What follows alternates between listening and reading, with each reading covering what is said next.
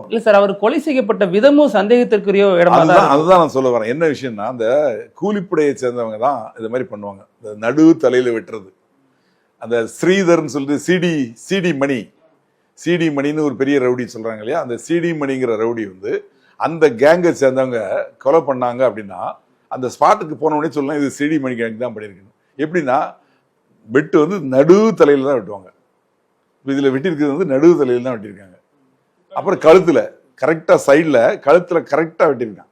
அப்ப இதெல்லாம் வந்து ஒரு ரவுடித்தனம் பண்ணக்கூடியவங்க, ப்ரொஃபஷனல் ரவுடிஸ், கூலிப்படையை சேர்ந்தவங்க, அந்த மாதிரி பண்ணக்கூடியவங்க தான் பண்ணுவாங்க.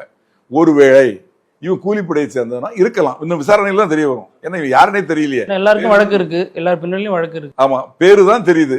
ஆனா இவனோட பின்னணி என்ன வழக்கு, எங்க இருக்குது, என்ன, யாரு, எந்த குரூப்பை சேர்ந்தவன் எதுவுமே தெரியல. இந்த ஊரை சேர்ந்தவன் சொல்றாங்க. அவங்க அம்மா இருக்கிறாங்க, அவங்க அப்பா இருக்காங்க, இன்னொரு பையனும் அரெஸ்ட் ஆயிருக்கான். இவங்களை விசாரிப்பாங்க, இவங்கள பத்தியும் விசாரிப்பாங்க. விசாரிச்சு ஒரு முடிவுக்கு வருவாங்க.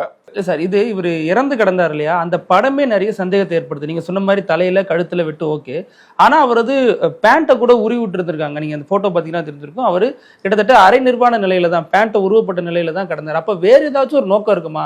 அவரை வெறுமனே அவமதிக்கணும், கொடூரமான முறையில கேவலப்படுத்திக் கொள்ளணும் அப்படிங்கறதா குற்றவாளிகளோட நோக்கமா இருக்குமா அப்படிங்கறதும் சந்தேகம் எழுந்திருக்கு சார். இருக்கலாம். நான் என்ன சொல்றேன், நீங்க உங்களோட சந்தேகம் நியாயமானதுதான். அந்த மாதிரி நடந்திருக்கலாம். இல்ல ஊடையில அந்த பேண்ட் இதுலயா சிக்கி இழுக்கப்பட்டு வந்திருக்கிறதுக்கும் வாய்ப்பு இருக்கு. பட் உண்மையான விவரங்கிறது அந்த விசாரணை முடிவுல தான் தெரியும்.